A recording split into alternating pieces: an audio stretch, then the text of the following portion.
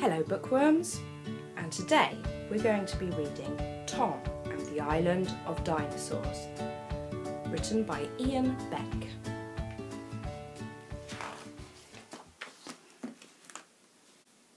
There once was a boy called Tom who lived with his grandfather in an old lighthouse at the edge of the sea.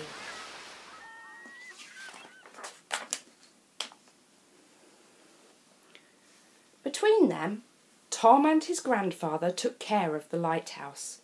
On stormy days and moonless nights, they would light the lamp to show passing ships where the rocks were.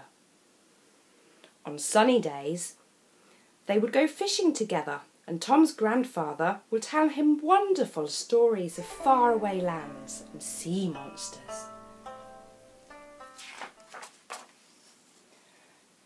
Tom loved his grandfather and the lighthouse very much, but sometimes he longed to sail the wide grey seas in search of adventure. One day, Tom saw something glinting among the wet pebbles on the seashore. It was an old bottle, chipped and covered with seaweed, with a message inside. "Help! I'm shipwrecked on a faraway island. There are dinosaurs here and a smoking volcano. Please come before it's too late. Help! Thank you. From Katie." Tom rushed home with the message. "Oh, poor girl," said his grandfather. "She's in terrible trouble." He looked worried. "But what can we do? We can't leave the lighthouse. If a storm blows up, we'll have to light the lamp." "Don't worry, grandfather," said Tom. "I'll rescue her." Tom raced down the stairs to fetch the special emergency box. He pushed and pulled and heaved it up the narrow steps to the balcony. He pulled the ripcord. With a rush of wind, the sides of the box collapsed and an enormous rescue balloon filled the air. Tom jumped into the basket. His grandfather gave him a snack for the journey and wished him luck. "Be careful," he said, as he let the tether go. Tom's balloon soared into the sky.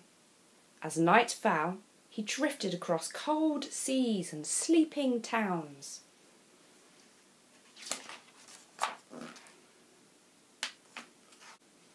He flew past snow-covered mountains, across wild, dark green forests, through rainstorms and over waterfalls. At times, the balloon dipped down to touch the waves. Later, it drifted across a great city at dawn, and then, as the sun rose, flew on far, far away.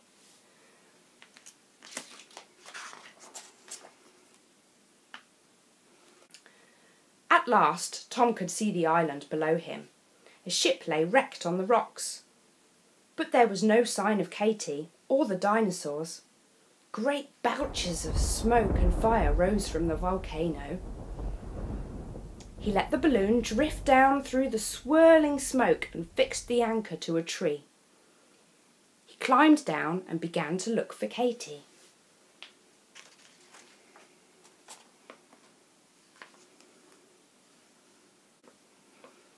Just then he heard someone calling him. It was Katie. She was perched high up in a tree. "Quick!" Tom shouted. "We've got to get out of here. The volcano is about to erupt." "We can't go yet," said Katie. "Come and look at this."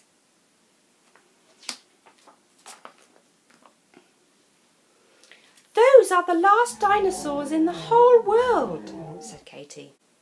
"If we leave them here, they will be killed when the volcano erupts. We've got to save them." "But how?" asked Tom. "Those dinosaurs are too big for my balloon." Luckily, Katie had a plan.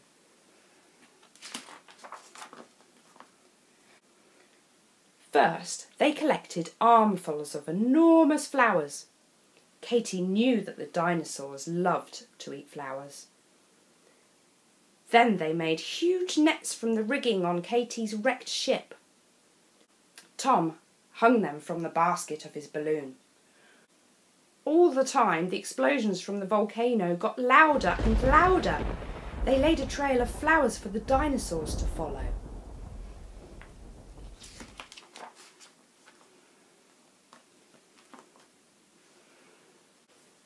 The dinosaurs followed, swimming. The plan had worked. The seas turned black around them, and hot rocks hissed down as the volcano erupted. They had got away in the nick of time.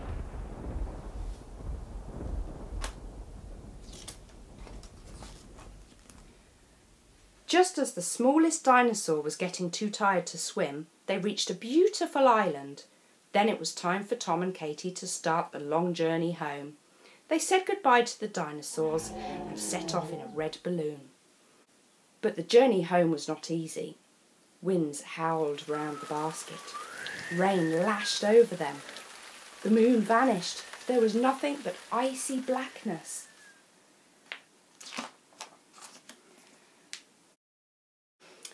Just as Tom thought he would never see his grandfather again, a bright light pierced the swirling black clouds. "It's a lighthouse!" he cried. And as they flew closer, Tom could see his grandfather on the balcony, watching out for him to come home.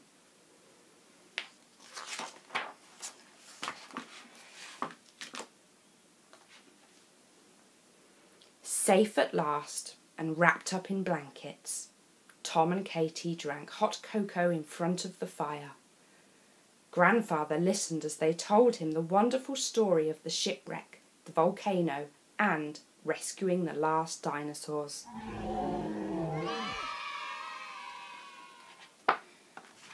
And today's book was called Tom and the Island of Dinosaurs, written by Ian Beck.